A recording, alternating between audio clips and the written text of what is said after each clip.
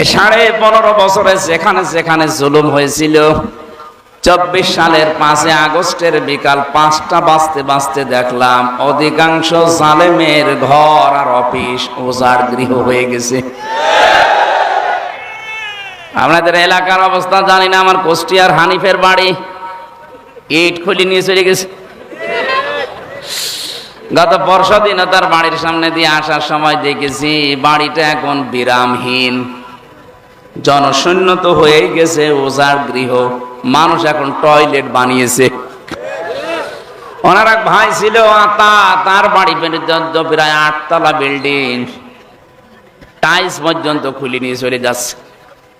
6 তারিখে সকালে যেয়ে দেখি অনেকে পায়খানার প্যান পর্যন্ত খুলে নিয়ে চলে যাচ্ছে। যান, মনে আছে আয়াতটা মনে হয় 5 তারিখে বিকালবেলা আল্লাহ নাজিল করেছে। আপনি দেখেন, ফাতিলকা বুয়ুতুহুম খাবিয়াতান, আল্লাহ বলেন এই যে সেই ঘরগুলো উজাড় করে দিয়েছি বিমা যালামু, এদের জুলুমের কারণে। এই সমস্ত জায়গায় বসে বসে জালেমরা দুর্বিসন্ধি করত। কি করে ইসলামের দেশ থেকে বিদায় করা যায়, কি করে সকালবেলা কাকে মিথ্যা মামলা দিয়ে ধরিয়ে দেওয়া যায়, কার কাছ থেকে অবৈধভাবে টাকা পয়সা খাওয়া যায়, এই ধান্দা ছিল। কিচ্ছু জানে না এই লোকটা, ঘরে ঘুমিয়ে আছে। ঘরতে সকালে ঘুম থেকে উঠে দেখছে থানার হাজতে, কি গো গাছ কেটেছিস? কখন? স্বপ্নে। এই চলছিল দেশে, এ গাছ কেটেছে কখন? স্বপ্নে। ও স্বপ্নেও দেখেনি, ওরা স্বপ্ন বানিয়ে মামলা দিয়েছে, গায়েবী মামলা। কি মামলা? 1টা 2টা 5টা দিলে তো হয়। এক একজনের নাম্বার আমি দেখেছি 313টা মামলা দিয়েছে একজনের নামে, 570টা মামলা ছিল একজনের নামে। 365 দিনে বছর, তার ভেতরে শুক্রবার গুলো শনিবার গুলো বাদ দিলে কয়দিন থাকে? একটা মানুষের যদি 570টা 313টা মামলা দেয়, তো সারা জীবন লাগবে শুধু হাজিরা দিতে। কি করেছিলেন বলেন তো আপনি? আজকে আদালত প্রাঙ্গণে তথ্য মন্ত্রণালয় যিনি দায়িত্ব ছিলেন, তথ্য উপদেষ্টা কি যেন, আইসিটি মন্ত্রী ছিলেন, প্রতিমন্ত্রী জোনায়েদ পলক, এই লোকটাকে নাকি এখন ডিভিশন দেয়নি, এই জন্য ওনার আইনজীবী আদালতকে জানিয়েছে। যেমন একটা এমপি মানুষ, ওনাকে আদালত থেকে এই রায়টা দেওয়া হোক যে ওনাকে যেন ডিভিশন দেওয়া হয়, ওনাকে ফাঁসির কন্ডেম সেলে ফাঁসির আসামিদের সাথে জঙ্গিদের সাথে রাখা হয়েছে। এখন এই মানবতার কথা আসে কোন কারণে? এই 15.5 বছর তো আমরা ওইভাবে ছিলাম। কথা বলেন না কেন? আমারে যে মামলা দিয়েছে, আমারে তো জেলখানায় শ্বশুর বাড়ির মতো থাকার কথা। আপনি আমারে জঙ্গিদের ভেতরে, জালেমদের ভেতরে, এমনকি ফাঁসির কন্ডেম সেলের ভেতরে 3 বছর রাখলেন। অধ্যাপক মিয়া গোলাম পরোয়ার, উনি এমপি না? কথা বলেন না কেন? তারে তো ডিভিশন দিলেন না, তখন তো কোনো কথা আসে নাই মানবতার পক্ষে, মানবাধিকার লঙ্ঘন হচ্ছে এ কথা কখন বলেননি, এখন বলতেছেন মানে? কোন কারণে এসব কথা এখন ছড়াচ্ছেন? তখন আমাদের মাথায় দড়ি বেঁধে নিয়ে যেতেন, তখন মানবাধিকার লঙ্ঘন হয়নি। যত অধিকার লঙ্ঘন হচ্ছে এখন। এমপি সাহেব যারা, মন্ত্রী সাহেব যারা, তাদের জন্য ডিভিশন দেওয়ার নিয়ম আছে। 8 সাল থেকে শুরু করে আজকের এই দিন পর্যন্ত যারা নির্বাচিত হয়েছিল, একটাও কি এমপি? কারণ নির্বাচন হয়নি। আপনি তো ভোট চোর। এই কথা বলেন। 15.5 বছরে যারাই নির্বাচিত হয়েছিল, এরা যে এমপি পরিচয় দিতে ওদের লজ্জা লাগে না? জোতা পিটা করা দরকার।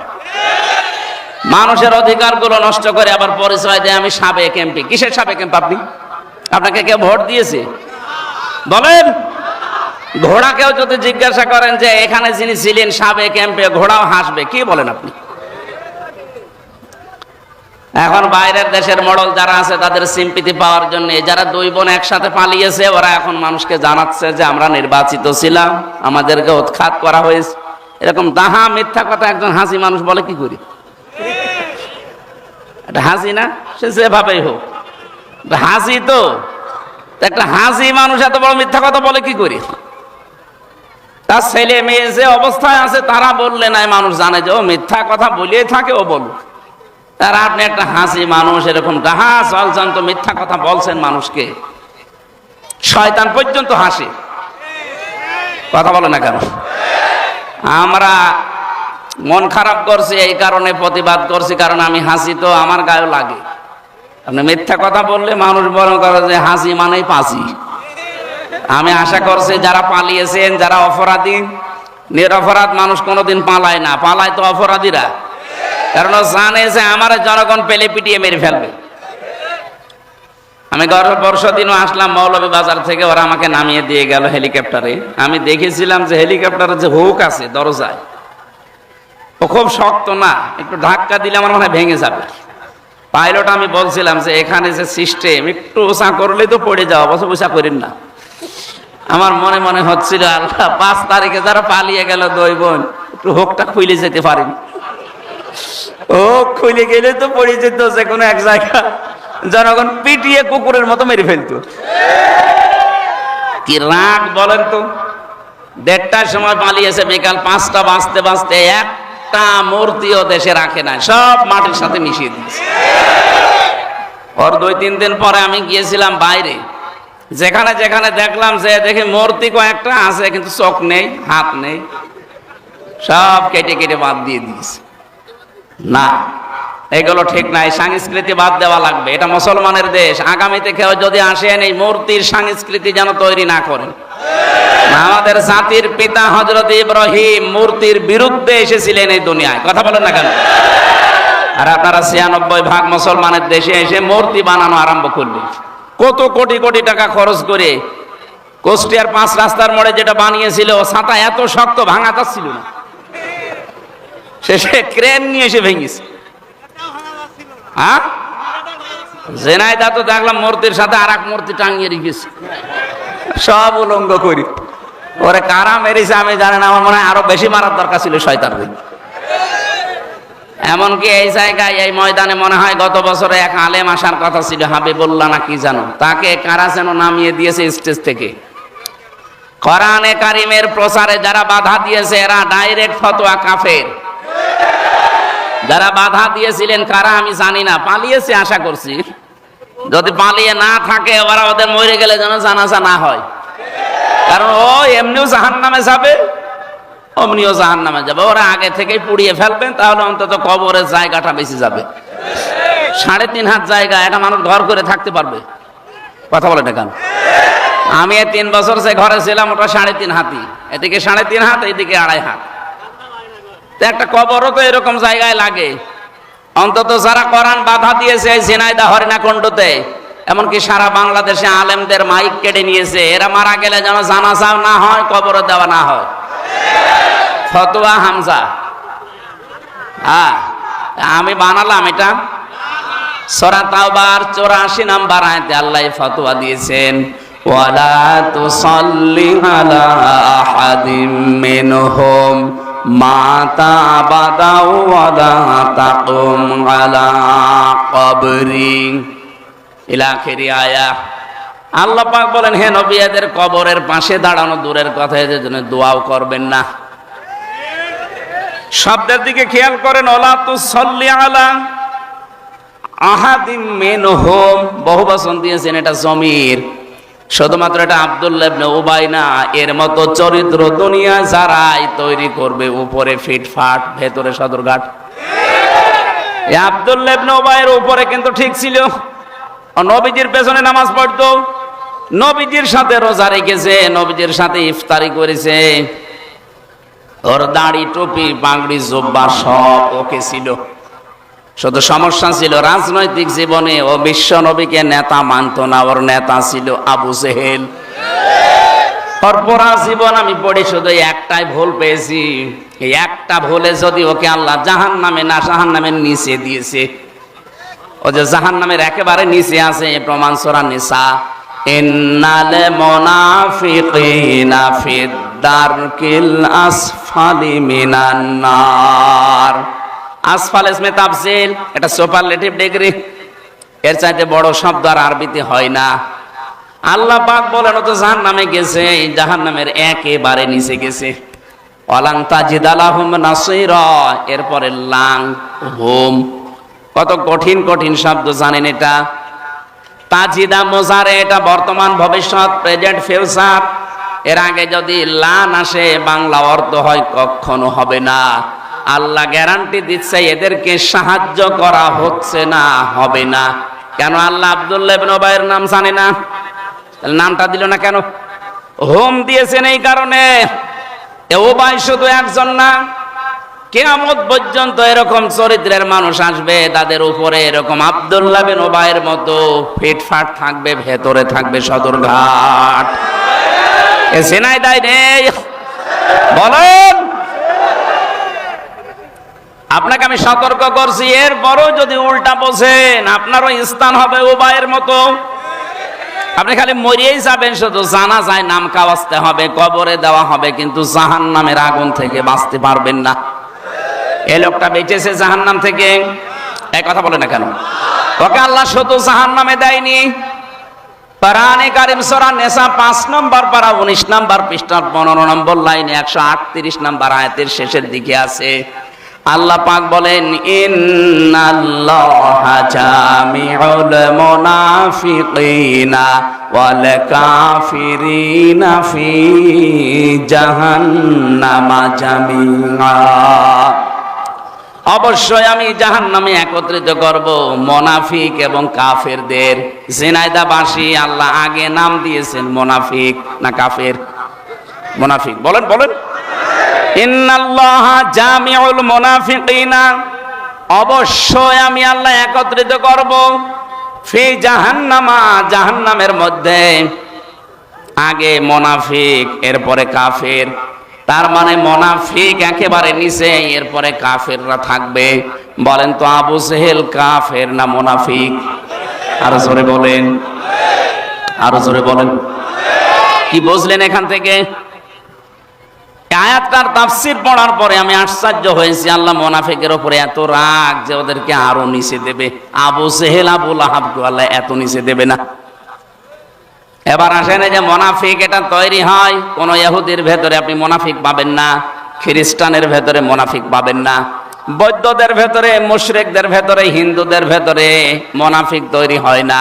মুনাফিক তৈরি হয় শুধুমাত্র মুসলমানদের ভেতরে। যেহেতু এই দেশে ৯৬% মুসলমান, সুতরাং মুনাফিক থাকার সম্ভাবনা, বলেন বলেন। এখন এটা কে?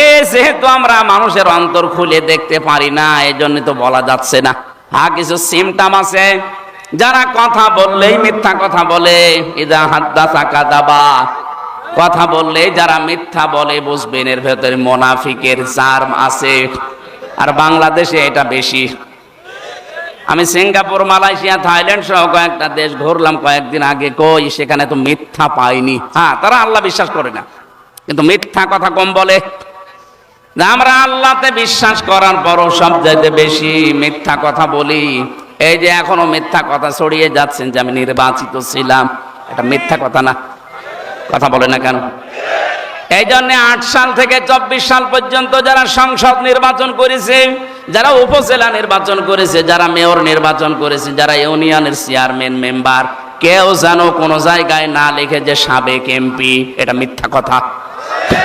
আমরা সাবেক এমপি মানি না। কিসের সাবেক এমপি? আপনি আপনি কি আমার ভোট নিয়েছেন? এক কথা বলছেন না কেন?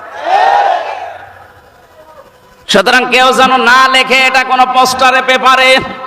সাবেক এমপি না, আপনি আমার মতো সাধারণ মানুষ। আমার মতো মানুষও না, আপনি চোর। কথা বলে না কেন? কি চোর? আরো জোরে। এটা সারা দেশে, সারা পৃথিবীতে ছড়াবেন। ও হাসি বসে বসে মিথ্যা কথা বলবে আর ছেড়ে দেবো, মানে ও যেন মিথ্যাবাদী হিসাবে তামাম দুনিয়ায় প্রচার হয়ে যায়। কারণ শুধু দুনিয়া না, যখন কেউ মিথ্যা কথা বলতে থাকে, আল্লাহ পাক ফেরেশতাকে আদেশ দিয়ে দেয়, এর নাম মিথ্যাবাদী বলে তামাম আসমানে প্রচার করে দাও। সুতরাং হাসি দুই বোন মিলে যে মিথ্যা ছড়াচ্ছে, সারা আসমানের ভেতরে ফেরেশতারা জানে যে এরা হাসি হলো মিথ্যাবাদী। তামাম দুনিয়ার সবার ভেতরে প্রচার হয়ে যাবে যে দুই বোন কি। আর জোরে বলেন। মিথ্যাবাদী যারা, তাদের অনুসারী যারা, তারাও মিথ্যাবাদী। আপনাদের হরিণাকুণ্ড এবং সদরে যারা দায়িত্বে ছিলে দেখেছেন কি দাপট তাদের, মিথ্যা বলতো আবার দাপট দেখাতো। তাহলে এখান থেকে প্রমাণ হইল কি, কথা বললে যারা মিথ্যা কথা বলে, যাদের কাজকর্ম মিথ্যা, যাদের অ্যাক্টিভিটিস মিথ্যা, এরা কি মুনাফিক। বলেন বলেন। ওয়াইদা ওয়াদা আখলাফা, যারা ওয়াদা করে কিন্তু ঠিক রাখে না। আজ কত ওয়াদা আমরা করেছি কিন্তু ওয়াদাগুলো ঠিক নেই। নিজের সাথে ওয়াদা করেছিলাম আমরা সেই জন্মের আগে। রব্বুল আলামিন জিজ্ঞাসা করেছিলেন আমাদেরকে, আলাস্তু বিরব্বিকুম, আমি কি তোমাদের রব না? যত ওহী আমরা ছিলাম, যত রূহ, প্রত্যেকেই বলেছিলাম ক্বালু বালা, অবশ্যই আপনি আমাদের রব। এ কথাটা স্বীকৃতি দেওয়ার পরে দুনিয়ায় যারা রব মানে না, রব কি আজকের তেলাওয়াত কিন্তু আয়াতে আছে, আমরা ব্যাখ্যায় যাব ইনশাআল্লাহ। যারা রব হিসাবে আমার আল্লাহকে 5টা বিষয়ে মানে না, এই মানুষগুলো মিথ্যাবাদী, এরা ওয়াদা খেলাফকারী, এরা মোনা। একেবারে শুরু হয়েছে সে রূহের জগৎ থেকে। মায়ের পেটে আসার পরে ফেরেশতারা যারা আমাদের দায়িত্বে ছিল, তারা পর্যন্ত আমাদের কাছে ওয়াদা নিয়েছিল। ওখান থেকে শুরু করে দুনিয়ায় আসলাম, আসার পরে আমাদের কানে কিন্তু অন্য ধর্মের মতন একটা ওয়াদা দেওয়া হয়েছিল, আল্লাহু আকবার। তুমি যে আসলে দুনিয়া, এখানে কিন্তু সব কিছুর তুলনায় বড় কে? বলেন বলেন। যেই সন্তানের কানের কাছে ছোটবেলায় জন্মের পরে আওয়াজ দেওয়া হয়, ও বড় হয়ে আল্লাহু আকবার আর সহ্য করতে পারে না। কথা বোঝে? আমার মনে হয় ছোটবেলায় যাদের কানের কাছে আল্লাহু আকবার বলা হয়েছিল, বড় হয়ে যারা মানতে চায় না, ওদের জন্মে ভেজাল আছে। এত নিচে নামা ঠিক হইল না? ঠিকই আছে, ঠিক নেই মানে 100 ভাগ ঠিক আছে, আরো কম বলা হচ্ছে। ওরা যা করেছে কম বলা হচ্ছে। মাটির নিচে আয়না ঘরের নাম আপনারা শুনেছেন শুধু, আমি তো বাস্তবে কয়েকদিন থেকে দেখেছি এত খারাপ আচরণ করে মানুষের সাথে এরা। পালিয়েছে, না পালালে আমার মনে হয় মানুষ যাদের উপরে রাগ আছে পিটিয়ে মেরে ফেলতো। কত মানুষের কান্নার আওয়াজ পেতাম শুনতে। এতে এত বড় বড় নখ হয়ে গেছে। কে 8 বছর, 10 বছর, 14 বছর পর্যন্ত পড়ে আছে, কেউ জানে না। চোল দাড়ি গপ, মনে হচ্ছে জঙ্গল থেকে একটা মানুষ বেরিয়ে আসতেছে। জঙ্গলি মানুষের নাম শুনেছিলাম, আমি দেখেছি। এই যে নখ এত বড়, বলেন তো কত বছরে এত বড় নখ হয়? 14 বছর পড়ে আছে লোকটা, 12 বছর, 10 বছর, 8 বছর। ওরা ওই খুশিয়ে দেওয়ালের সাথে লিখতো যে ভাই যদি বাইরে কেউ যেতে পারেন, এই নাম্বারে শুধু জানাবেন যে আমি বেঁচে আছি।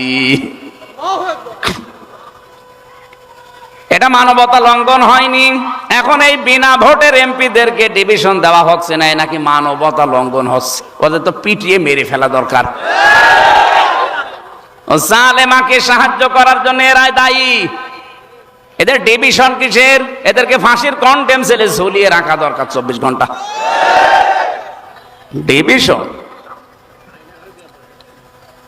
এত বড় কঠিন অবস্থা, তা একদিন 2 দিন না। নোয়াখালীর হাতিয়া থানার একজন আমার সাথে ছিল, মুফতি ফখরুল সাহেব। উনি আমার মাঝে মাঝে রাতের বেলা এসে বলতেন, ভাই আপনার সাথে কি করে আমি জানি না, কিন্তু আমার এই হাতে পায়ের ভেতরে হাত দিত, দিয়ে সামনে যে লোহার ব্যারিকেড আছে ওর সাথে দিয়ে হাত আটকিয়ে দিত। 1-2 ঘন্টা, 5 ঘন্টা না, বছরের পর বছর এভাবে রেখে দিয়েছে। 1-1.5 মিনিট সময় দিত 24 ঘন্টায় শুধু টয়লেট করার জন্য। 1-1.5 মিনিট। 1 লোটা পানি দিয়েছে, ওইটা দিয়ে টয়লেট করবো, এটা দিয়ে ওযু করবো, ওইটা দিয়ে খাবে। টের পাচ্ছেন কোথায় পৌঁছিয়েছে ওরা? আর এখন মানবতার কথা বলেন।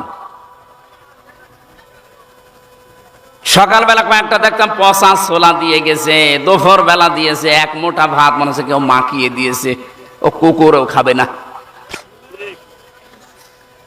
এভাবে যদি 2-5 দিন করে ছেড়ে দেয় তাও তো বাঁচা যায়? বলেন তো, একটা মানুষ 8 বছর, 10 বছর, 14 বছর এভাবে বেঁচে থাকে কি করে? আর আপনি এখন বলেন যে আমি কি করেছি, যে আমার পালানো লাগবে। পালানেন কেন? থাকেন না কেন? কি করেছেন? আমি নিজে তো দেখেছি কি করেছেন। জেলে দেওয়ার পরও আপনার রাগ যায়নি, এরপরও আমাদেরকে যোগাযোগ বিচ্ছিন্ন করে রেখেছিলেন। এ বাবাকে আমি 3 বছর পরে দেখলাম। আমি জানি না আমার বাবা বেঁচে আছে না মরে গেছে। আমার দাদা মারা গেছে জেলে থাকতে, আমি জানি না। 7 দিন পরে কারারক্ষী আমার যে বলছে আপনার একজন মরে গেছে। কে কে জানি না। ও শুনেছে একজন মুরব্বী মরেছে, পরবর্তীতে আমি আন্দাজ করে বললাম আমার দাদা মরে গেছে। 3 বছর পরে জানতে পেরেছি আমার দাদা দুনিয়ায় নেই। এত কিছু করার পরে বলে আমি কি করেছি আপনি চট করে ঢোকেন, জানাচ্ছি আপনাকে। বললাম চট করে ঢুকবো। চট করে ঢুকলো মানে চট করে ঢুকলে ফট করে আয়না ঘরে ঢুকিয়ে দেবো।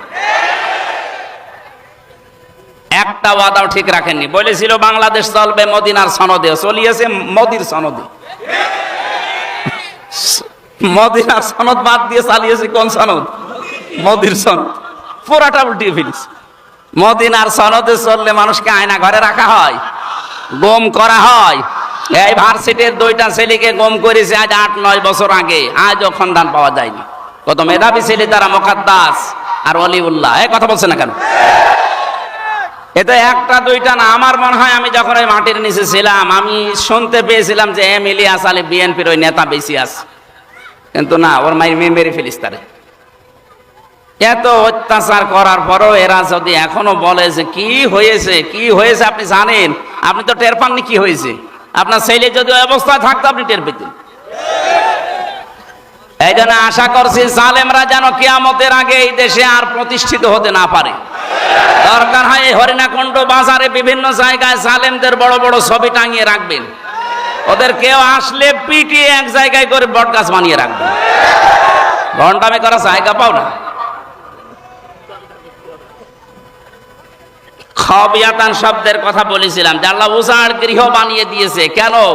কারণ তাদের জুলুমের কারণে। এই যে জুলুমের এই নিদর্শনগুলো, ইন্না ফি যালিকা লাআয়াতান লিকাউমিন ইয়ালামুন, এই যে লাম দিয়েছে। নাই আপনি কথা বলেন কেন? দাঁড়িয়ে থাকে থাক, বসে থাকে থাক, আগে কথা শোনেন, এমনি সময় কম। এখানে লামে তাকিদ আছে যারা আরবি গ্রামার জানেন। আল্লাহ বলেন এর ভেতরে নিদর্শন আছে যারা জ্ঞানী মানুষ তাদের জন্য। কি নিদর্শন আছে? শিক্ষা আছে। আমি যা পেয়েছি শোনেন।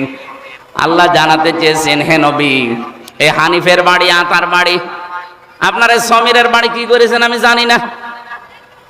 এরকম বহু নেতা এই দেশে 630টা থানা আছে, প্রতিটি থানায় কম বেশি এই 15 বছরের জুলুম হয়েছে। সবচাইতে বেশি হয়েছে ঝিনাইদহ জেলার মহেশপুরে। কথা বলেছে না কেন? বাংলাদেশের সাতক্ষীরা। খালেদা জিয়া ওই দিন যে কান্নাকাটি করেছিল আপনি দেখেছেন। যত কঠিন অন্তরের মানুষ হন আপনার চোখ দিয়েও পানি বের হবে। অথচ 3 বারের প্রধানমন্ত্রী। কথা বলে না কেন? সাবেক সেনাপ্রধানের স্ত্রী, সে একজন, তার সম্মান কি? অথচ তার বাড়ি থেকে এক কাপড়ে বের করে দিলেন। এখনো পর্যন্ত বিএনপিতে যারা আছে তারা এই জালেমদের সিম্পিতি দেখায় না। যা হয়েছে হয়েছে, যা হয়েছে হয়েছে। মানে জালেমদেরকে সাহায্য করা, মাফ করে দেওয়া মানে মজলুমের প্রতি অবিচার করা। আমার এই মামলার সাথে যারা জড়িত এদেরকে যদি কেউ মাফ করে দেয় তাহলে আমার সাথে অবিচার করা হবে। আমিও মাফ করতে পারি। কয়েকদিন আগে বগুড়ার এক ওসি, এই 5 তারিখের আগে, ও আমার মাহফিলে উঠতে দেয়নি। আমি পৌঁছিয়েছিলাম আগস্টের 5-এর আগে। মাহফিলে পৌঁছাতে দেরি, ওরে ফোর্স নিয়ে আমার এমন তাড়া দিয়েছে, মাঠের ভেতর আমি 2 কিলো খালি দৌড়িয়েছি। পা মা কেটে কি অবস্থা হয়েছিল। 5-এর পরে ওর চাকরি চলে গেছে। ওর বিভাগীয় মামলা হয়েছে। আমি এক জায়গায় বলেছিলাম ওরা আমি খুঁজতেছি, যদি পাই ওরা আমি ন্যাংটা করে ছাড়বো।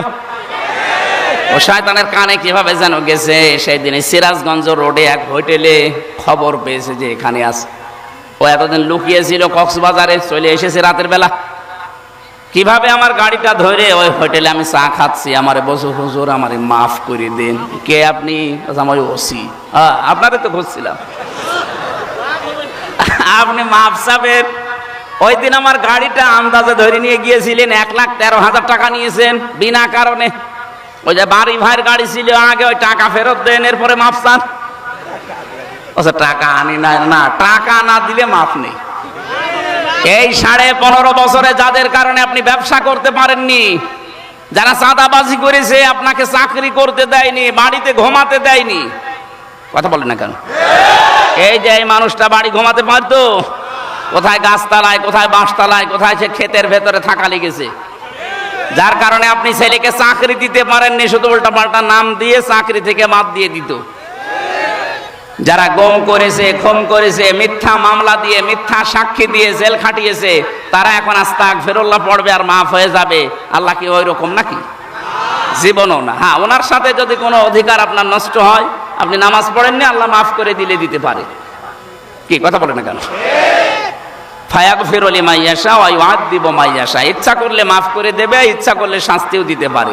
কিন্তু হামজার সাথে যা হয়েছে, আল্লাহ এটা মাফ করবে না। আগে আমার ক্ষতিপূরণ দেবেন, এরপরে আস্তাগফিরুল্লাহ পড়বেন। আপনি মাফ চাচ্ছেন আল্লাহর কাছে, আপনি কি আল্লাহর কাছে অপরাধী? বলেন, নিজের বিবেকে কি বলে? আপনি দোষ করলেন হামজার কাছে, হামজাকে তার জায়গা মতো যেতে দিলেন না, মিথ্যা একটা মামলা দিয়ে, মিথ্যা সাক্ষী দিয়ে আপনি জেলে আটকে রাখলেন, যে কষ্ট দিলেন। এখন যদি আস্তাগফিরুল্লাহ পড়েন, আল্লাহ যদি মাফ করে দেয়, আমার উপর তো অবিচার করা হবে না? শুধু আমি একা, এদেশে লক্ষ লক্ষ হামজা এরকম বিপদে ছিল। সুতরাং যারা মাফ চাইতে চান, হ্যাঁ আমি আপনাদের মাফ করে দিয়েছি। আমার বাবার কাছ থেকে যে টাকা নিয়েছিলেন, আমার ধরার পরেই বলেছিল 10 লাখ টাকা দেন, নয়তো 50টা মামলা দেব। তো গ্রাম্য মানুষ সহজ সরল ভয় দেখিয়েছে, সঙ্গে সঙ্গে 8 লাখ দিয়ে দিয়েছে। আর ধাপে ধাপে তো টাকা নিতেই আছে। আমি আকিস গ্রুপে চাকরি করতাম, সেখান থেকে 35 লাখ টাকা নিয়েছে শয়তান। বলেছে নাইতা আপনাদেরও জড়িয়ে দেব। তারা তো সেরকম কোম্পানির লোকও, ভয়তে তারাও দিয়ে দিয়েছে। 35 লাখ চেয়েছিল, আমি শুনলাম 22 লাখ। সেদিন আমার সাথে মালিকের কথা হলো, বলছে আমার কাছে 22 লাখ টাকা নিয়েছে। ওই টাকা এখন ও মাঝে মাঝে আমারে বলে যে স্যার টাকা কি ফেরত দেওয়া লাগবে? ফেরত দেওয়া লাগবে না মানে? টাকা কি তোর বাবার টাকা? আগে টাকা ফেরত দেয়, এরপরে মাপসা। এই 15.5 বছরে যে যার কাছে অপরাধ করেছেন, তার কাছে আগে স্বীকার করবেন যে, আর ওর ক্ষতিপূরণ হলে ক্ষতিপূরণ দিয়ে বলবেন যে ভাই মাফ করে দিন। এই কথা বলছে না কেন? তাছাড়া আপনার কোনো আস্তাগফিরুল্লাহ মাফ মাফ। আমি ওসিকে সেদিন বলেছি, আপনি টাকা ফেরত দেন, আগে টাকা ফেরত দিয়ে যাবেন, এরপরে বলবেন হুজুর মাফ করে দিন। আমি মাফ করে দিলাম, কিন্তু টাকা চাই, টাকা ছাড়া মাফ নেই। আমার উপর শারীরিক যে নির্যাতন গুলো হয়েছিল, আমার পা কেটে গিয়েছিল, আমি দৌড় দিয়েছিলাম, এগুলোর জন্য আমি মাফ করে দিয়েছি। কিন্তু টাকা না দিলে কোনো মাফ হবে না। মিথ্যা মামলা দিয়ে, মিথ্যা সাক্ষী দিয়ে দিয়ে আপনি বিনা কারণে মিথ্যা সাক্ষী দিতে গেলেন, মানে অনেককে বাধ্য করতো মিথ্যা সাক্ষী দিতে। সাক্ষী দেয় মানুষ দেখে, শাহেদ মানে সাক্ষী। শাহেদ মানে কি? বলেন বলেন। শাহেদ হয় কখন? মানুষ যখন এই চোখ দিয়ে দেখে। কথা বলেন না কেন? 15.5 বছরে যত মামলা ছিল, সাক্ষী যারা দিয়েছে অধিকাংশ গুলো দেখা সাক্ষী না, শোনা সাক্ষী। আপনি দেখেন, আমার যারা সাক্ষী দিয়েছে, আমারে ধরে নিয়ে গেল বাড়ি থেকে, আর ওখানে পরের দিন পেপারে দিলে ওনারা আমরা মজমপুর গেট থেকে ধরেছি। পুরা মিথ্যা কথা। তাহলে এই বিরুদ্ধে তারা সাক্ষী দিয়েছে, তারা কি সত্য সাক্ষ্য দিতে পারবে? পুরাটা বানিয়ে বানিয়ে দেবে না। এই জন্য মুসলমান যদি মিথ্যা সাক্ষী দেয়, সে আল্লাহর বান্দা থেকে খারিজ হয়ে যায়। বাংলাদেশে মিথ্যা সাক্ষী বন্ধ হলে 1,10,000 মানুষ জেলখানায় আছে, আমার মনে হয় 70,000ই বের হয়ে যাবে। বিনা কারণে পড়ে আছে, কিচ্ছু জানে। বান্দার হক নষ্ট করবে না, এটা কিন্তু বান্দার হক। ও যতদিন মাফ না করবে, আল্লাহ আপনাকে মাফ করবে না। এই যে মেয়েদের এই দেনমোহর দেওয়া, এটা কিন্তু তার হক। আজ বাংলাদেশে অনেকে দেনমোহর না দিয়ে মাফ চেয়ে নেন, না মাফ হবে না। আগে দেনমোহরের টাকা দেওয়া লাগবে। এক কথা বলে না কেন? দেনমোহর শোধ আছে কার কার? হাত তোলেন তো। ও আমার বাপ তো হাত তুলছে না। আমার আব্বা ধরা খাবে।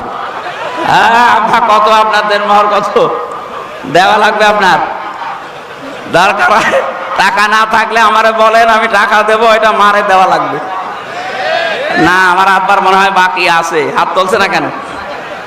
বাকি নেই? ক টাকা?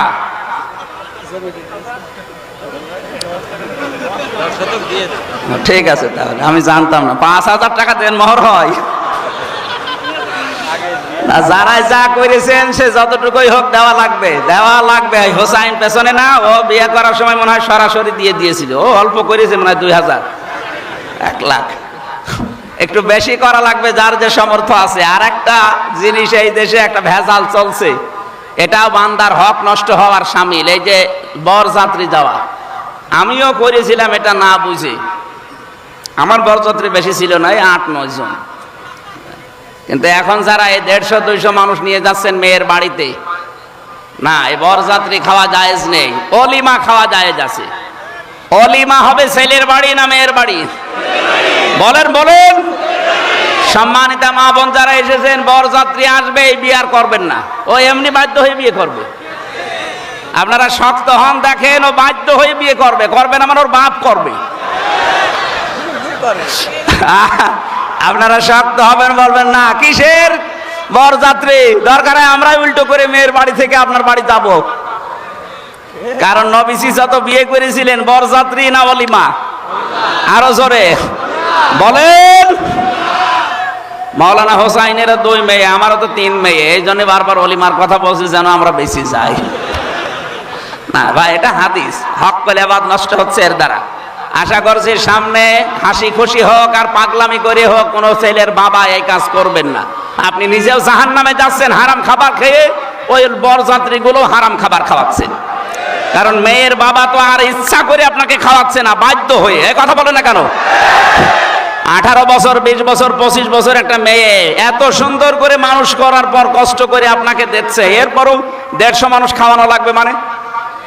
আপনি এত বড় জালেম। বরযাত্রী গেছেন কারা কারা, হাত তোলেন তো। ফকির,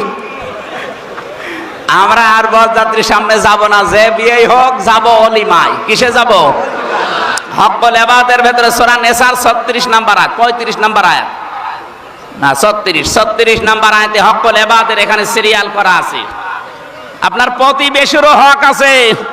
আজ হাজারো মানুষ নামাজ পড়ে, রোজা করে, কিন্তু প্রতিবেশীর সাথে আচরণ খারাপ করে, তার হক আদায় করে না।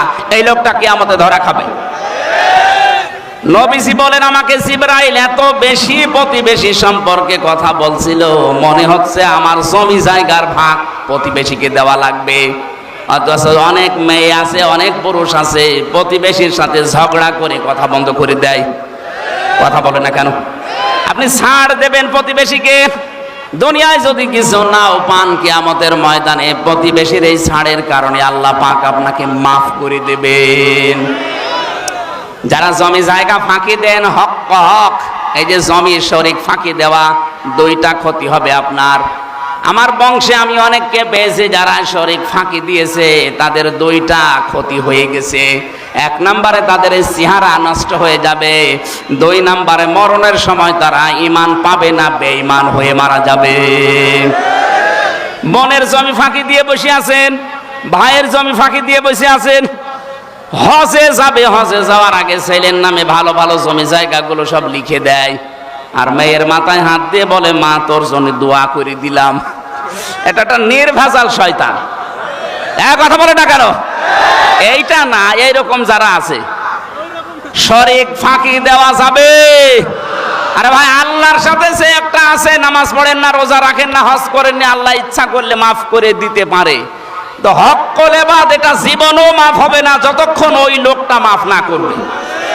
বলেন, আগে মেয়ের জমি ফেরত দেন, এরপরে বলেন তোর জন্য দোয়া করলাম। কথা বলেন না কেন? সম্মানিত মা বোনেরা, স্বামীর হক আছে আপনার প্রতি, স্ত্রীর প্রতি আছে স্বামীর হক, স্বামীর প্রতি আছে স্ত্রীর হক। বিশ্বনবী জানিয়েছেন, ওই স্বামী আল্লাহর কাছে উত্তম স্বামী যে স্বামী তার স্ত্রীর কাছে উত্তম। আজ হাজারো পুরুষ মানুষ বাইরে অনেককে আমরা ভালো বলে দেখি, কিন্তু স্ত্রীর কাছে সে ভালো না। না, আমরা এমন চরিত্র নিজে আজকে থেকে অর্জন করার চেষ্টা করব, বাইরে যেমন আমাদের ভেতরে যেমন ওই রকম হয়। কথা বলেন ঠিক কিনা? এটা তিরমিজি শরীফের হাদিস। নবীজি বলেন, ইদা নাযারা ইলাইহা সাররাতুহু, স্বামী যখন বাইরে থেকে আসবে, মেয়েদের অভ্যাস, মেয়েদের আচরণ হবে স্বামীকে আনন্দ দেওয়া, হাসি মুখে কথা বলা, অভ্যর্থনা জানানো, সালাম দেওয়া। পরিবারে এখন সালাম তো উঠে গেছে, সালামের পরিবর্তে মুখ বন্ধ করে এমন অবস্থায় থাকে মনে হয় শয়তান ওকে চেপে ধরেছে। কোন মানুষ যদি পরিবারে ঢুকে সালাম দান করে, সারাদিন 24 ঘন্টায় যদি 25 বার সালাম দিতে পারে, ওই দিন মারা গেলেও শাহাদতের মরণ পাবে। এই ছোট আমলটা জারি করেন আজকে থেকে। আমি সহ যারা এসেছি, পরিবারস্থ লোক হোক, বাইরের লোক হোক, ছেলে হোক, মেয়ে হোক, বেটার বউ হোক, সালাম কি দেওয়া লাগবে? আরো জোরে বলেন। এই জন্য স্বামী আসলে আগে সালাম দেবেন। 2 নম্বরে ওয়াইদা গাবা আনহা হাফিজাতুহু, স্বামী যখন বাইরে যাবে নিজেকে হেফাজত করে রাখবেন। স্বামী বাইরে গেলে অনেকে দেবরের সাথে লাইন করে, জেনায় দায় নেই। এই যে মোবাইলে কথা বলে মেয়েরা, কি আওয়াজে কথা বলবে, এই আওয়াজ পর্যন্ত আল্লাহ কোরআনে দিয়েছেন। সূরা আহজাব 22 নম্বর পারা 1ম নম্বর পৃষ্ঠা 3 নম্বর লাইনের 32 নম্বর আয়াতের তাফসীর পড়ে নেবেন। মেয়েরা যারা এসেছেন, সূরা আহজাব 32 নম্বর আয়াত, তাফসিরে খাজেন, তাফসিরে ইবনে কাসির কিনে দেখবেন, বাংলায় লেখা আছে।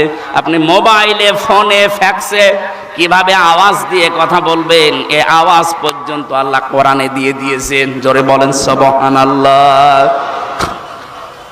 14 জন পুরুষের সাথে আপনি কথা বলতে পারবেন ফ্রি মাইন্ডে। কয়জন বলেন বলেন? 1 নম্বর আপনার বাবা, 2 নম্বর আপনার আপন ভাই, ওই খালা তো ভাই, মামা তো ভাই না। 3 নম্বরে আপনার ছেলে, 4 নম্বরে আপনার মেয়ের যে জামাই আছে, মেয়ের জামাই। মেয়ের জামাই কি বলে? না না, মেয়ের স্বামী। এই শাশুড়ির কি হয়? জামাই হয়। এদিকে স্বামী বলে, ওই রংপুরের লাইনে একটু ঝামেলা, ওরা জামাই বলে, শেষে উল্টিয়ে যায় না। এরকম 14 জন আছে, আপন ভাইয়ের ছেলে, আপন বোনের ছেলে, এরকম 14 জন সূরা নিসার ভেতরে 21 নম্বর আয়াতের তাফসীরে আছে। এই 14 জন পুরুষের সাথে আপনি খোলামেলা দেখা করতে পারবেন। খোলামেলা মানে কি? শুধু মুখমণ্ডল, হাতের কবজি আর পায়ের পাতা বাদ দিয়ে আবার পুরা শরীর ঢেকে রাখা লাগবে। এই জন্য মেয়েরা যারা এসেছেন এখানে, ইসলামী মাইন্ডের যারা আছেন, শাড়ি পরা বাদ দিয়ে দেবেন। শাড়ি পরলে পর্দা আদায় হয় না। আপনি সালোয়ার কামিজ বানাবেন।